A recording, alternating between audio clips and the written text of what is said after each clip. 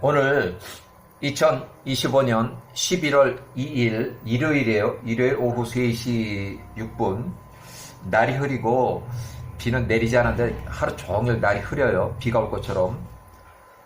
어제 저녁에 비 많이 왔는데 소나기 많이 쏟아지고, 자, 날씨가 계속 흐린 날이 계속 진행되고 있어요.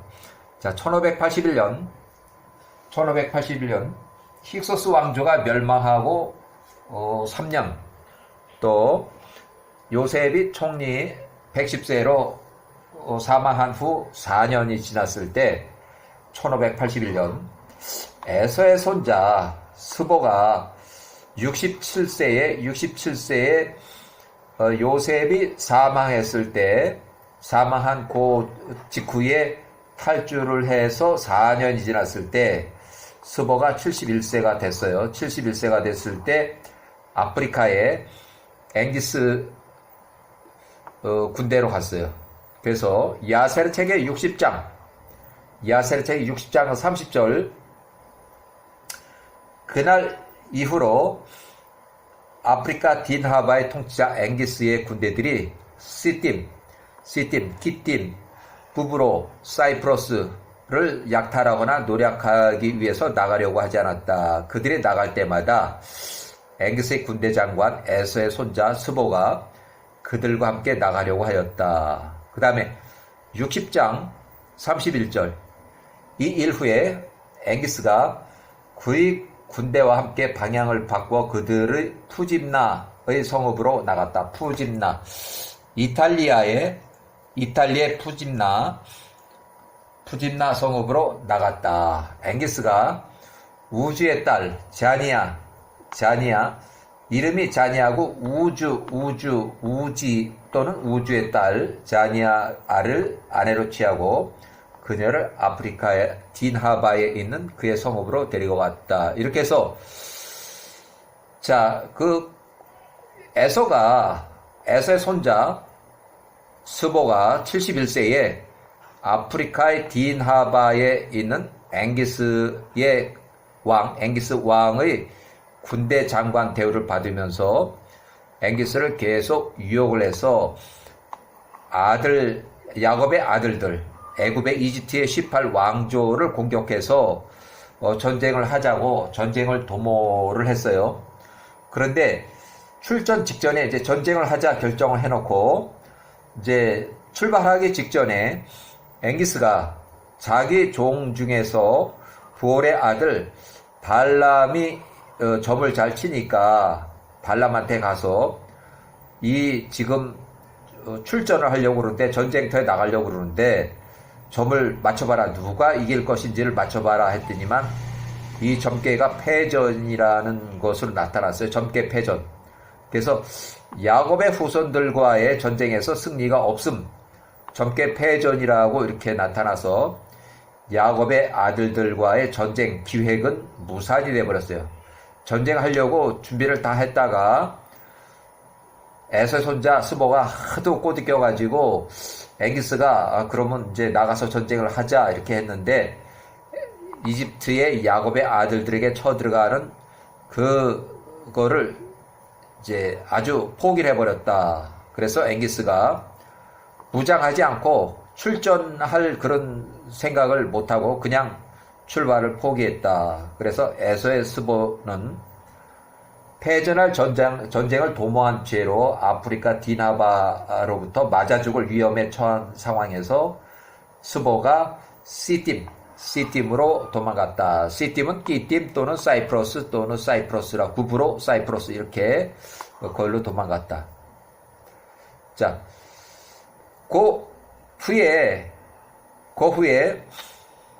이집트 이주 후 93년이 됐을 때, 레이가 137세로 사망했을 때, 요때는 이제 총리 요셉이 사망하고 22년이 됐을 때요. 여기보다는 한참 뒤에요. 애굽 사람들이 이스라엘 민족을 괴롭히기 시작했다. 레이가 137세로 사망했을 때. 이거는 왜 이제 이렇게 되냐면, 이 주변의 사람들이 야곱의 후손들, 야곱의 아들들이 살아있을 때 전쟁을 해보니까 백전백승이에요. 몇백 명, 몇백 명 갖고도 가서 한 600명에서 나가서 80만 명을 이기고 온다거나, 또 이렇게 소규모로 나가서도 그 이스라엘 민족들은 한 사람도 죽거나 그런 사람이 없이 상대방이 몇천 명씩, 또 많게는 80만 명 이렇게 해서 몰려오는데, 그 중에서 20만이 죽든가 아니면 몇천 명이 죽든가 이런 상황이니까, 이 당시에 애굽 사람들도 이스라엘 민족 그 야곱의 아들들을 되게 무서워했어요. 그래서 야곱의 아들 중에서 제일 마지막에 레이가 137세로 사망했는데, 레이가 딱 죽고 나니까 이제 쟤네들 힘 다 빠졌다. 그 힘쓰는 얘들이 아주 용맹한 얘들이 다 죽었으니까, 이제 그때부터 이 애굽 사람들이 이스라엘 사람들을 슬슬 괴롭히게 했어요. 이스라엘들이 가지고 있는 땅이나 포도밭이나 이거 다 뺏고, 집이나 뭐나 다 뺏어버리고, 이렇게 해서 요때는 요셉이 사망한 지 22년이 됐을 때, 이 힉소스 왕족이 멸망한 지 21년이 됐을 때 레이가 137세로 사망했다. 자, 그 다음에는 힉소스 왕조가 멸망하고 30년이 됐을 때 큰 전쟁이 났는데, 이 전쟁이 난 이유도 마찬가지예요. 에서 손자 스보가 시팀의 통치 25년 차에 연합군 80만 명을 이끌고 이집트를 공격해서 스스로 전쟁에 참전한 애굽인 30만 명, 또 이스라엘 차춘 지원병력 150명 해서 처음에 이렇게 싸웠는데, 여기가 패배해서 도망가면서 얘들을 불러서 우리를 도우라고 하니까 이렇게 싸우는 척 하다가 얘들이 자꾸 불리하니까 얘들이 다 타려고 해서 다 도망가 버리고, 이 150명이 80만 명에서 여기가 6천 명이 죽었어요.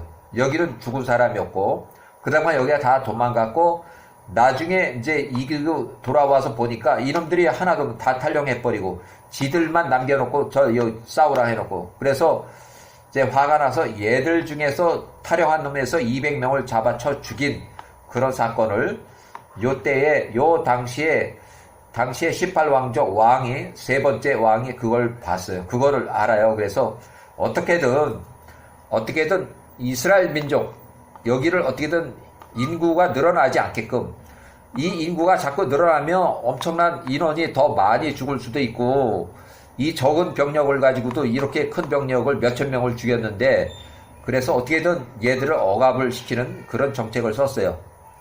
자, 1554년 같은 이제 해에 출애굽기에는 1장의 9절에 나오는 그런 내용이에요. 큰 전쟁 직후에 그 신세대 통치자 이집트 18왕조의 세 번째 왕 메롤, 개인 이름이 메롤이고, 이제 역사적으로는 투트모세 1세라고 그래. 20살에 왕이 됐는데, 이 젊은 신세대 이 통치자가 그들 백성들, 애굽 사람 백성들에게 이르되, 이 백성, 이스라엘 자손들이 우리보다 많고 강하도다, 이런 얘기를 하고, 그 다음에 출애굽기 1장의 10절을 보면 또 전쟁이 일어날 때에 우리 대적 힉소스 왕조와 합해서 연합을 해서 우리 18왕조를 넘어뜨리고 이 땅에서 떠나갈까 두렵도다, 이렇게.